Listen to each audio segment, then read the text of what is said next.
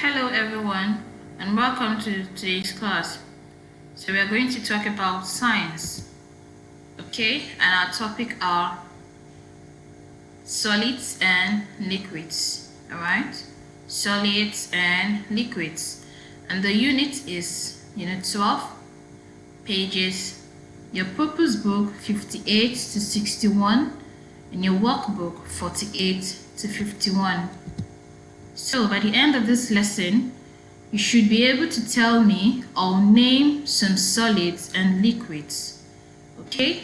And you should be able to explain some experiments and how a solid would change to liquid, okay? And you should be able to tell someone what happened using scientific language. After your experiments, you should be able to explain what you will study, all right? You will explain it in scientific language. Now we're going to start with solid. Solids are hard. Solids are hard. They keep their shape. They are very strong and almost impossible to change shapes. Now, let's take for example, let's use your textbooks. Your textbook is very strong, right? And the shape of your textbook is a rectangle. Now, when you take this textbook from a table to a chair, will the shape of the book change? The shape will not change, right? It cannot change to triangle. It is still rectangle. The shape cannot change to cube. Or the textbook cannot change to a circle. It will still be rectangle. So, solid cannot change their shape. Alright?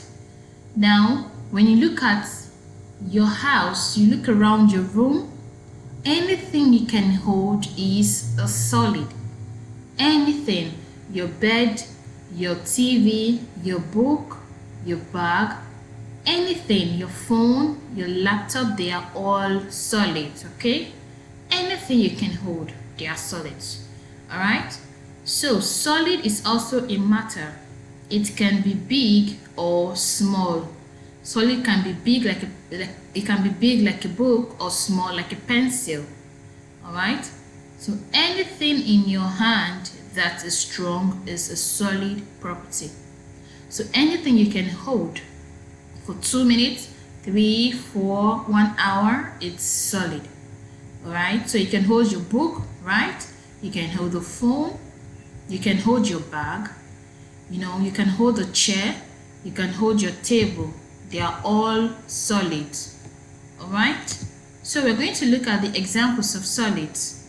Now this is ice. When you put water inside the refrigerator, it's going to change to ice. Alright? So this is strong and this is solid. Now we're talking about wood. Remember your materials, different materials. So your wood is very strong and you can hold it. It cannot melt. So this is solid. You have your strawberry, you have your colors, you have your bag and shoes. They are all solids, all right? So we'll move straight to liquids. So liquids can pour and flow, all right? Liquids can pour and flow. They cannot keep their shape. They cannot keep their shape. Now, when you put water in your hand, it's going to flow, right? You cannot hold water for so long. So when you put it in the cup, when you pour the water on the ground, it's going to move. It's not going to be the same, all right? So we need solid to carry liquids. So before you can hold your water or your juice, you need a cup. All right, or you need a container so you can put your liquid inside. Okay, so liquid is also a matter. It can flow and damage many solid things like your book. Now, liquid is water. For example, when you put water on your book, what is going to happen? It's going to rip the book. It's going to tear the book. All right, so it is not good to also damage your solid with liquids. All right, So you cannot hold liquid for too long. Remember I said when you hold liquid in your hands, it's going to flow, it's going to pour down. Okay, so you cannot hold liquid for too long. All right, so we're going to see examples of liquids. Now we have your oil. You know your oil, right?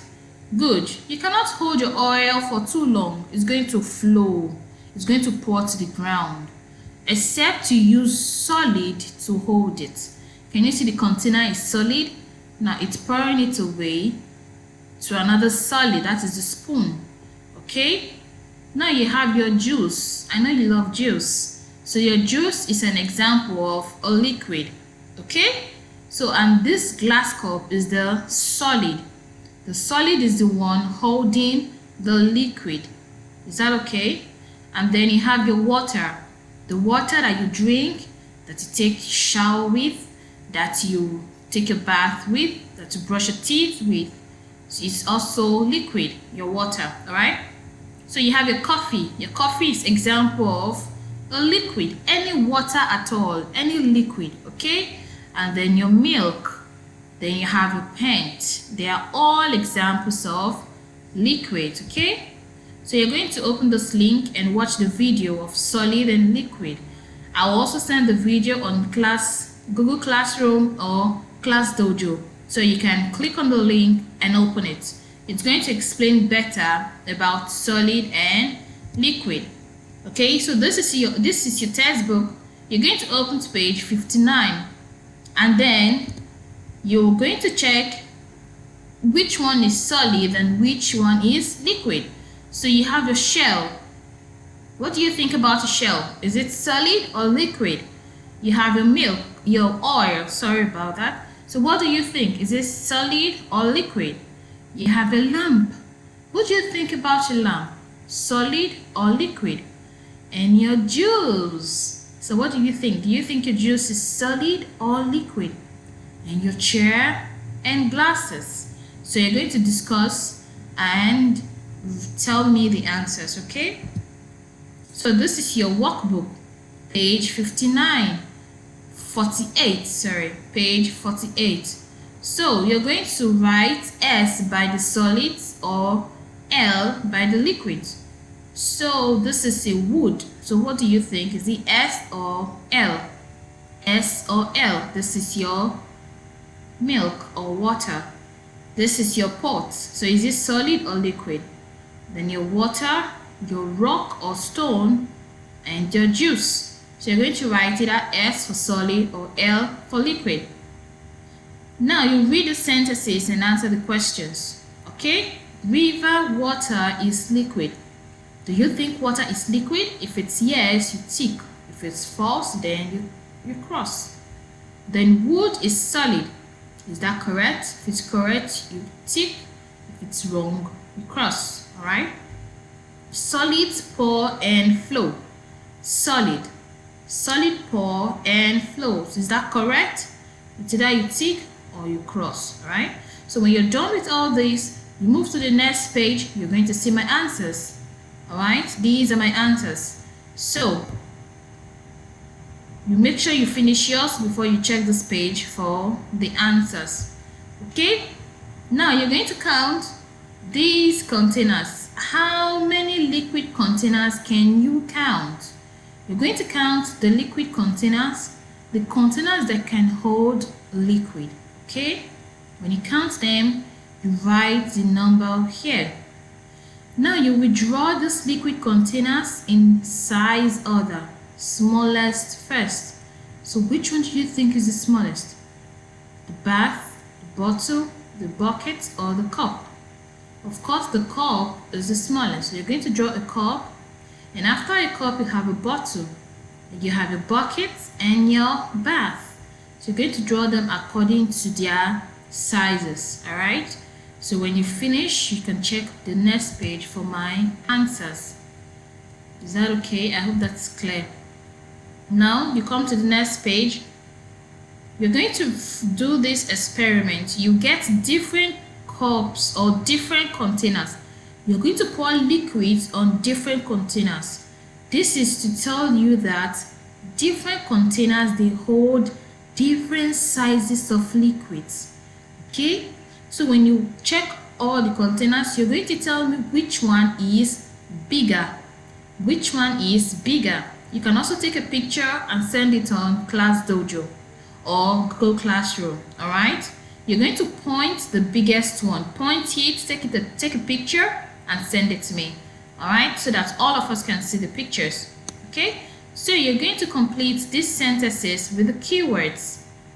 Is that okay? Then you check the next page for my answers. Okay, now this is your experiment.